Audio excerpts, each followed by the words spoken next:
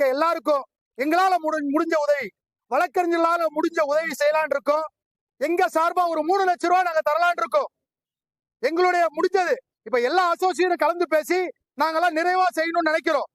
அதாவது கவர்மெண்ட்டுடைய நெக்லன்சி, அதாவது கவர்மெண்ட்டுடைய ஒரு சரியான ஒரு பாதுகாப்பு இல்லாத ஒரு காவல்துறையை வச்சுக்கிட்டு, தோல்வி அடைந்த உளவுத்துறையை வச்சுக்கிட்டு இன்னைக்கு ஒட்டுமொத்த அதாவது ஒரு தலைவன் வரா அப்படின்னா தலைவன் 10,000 பேர் தான் கூட்டு வரலாம் கிடையாது. 10,000 பேர் சொல்லுவோம், 10 லட்சம் பேர் வருவான். 10 லட்சம் பேர் வந்தாலும் காவல் தர வேண்டியது, அந்த பாதுகாப்பு தர வேண்டியது கவர்மெண்ட்டுடைய கடமை. அந்த கடமையை நீங்க தவறிட்டீங்க.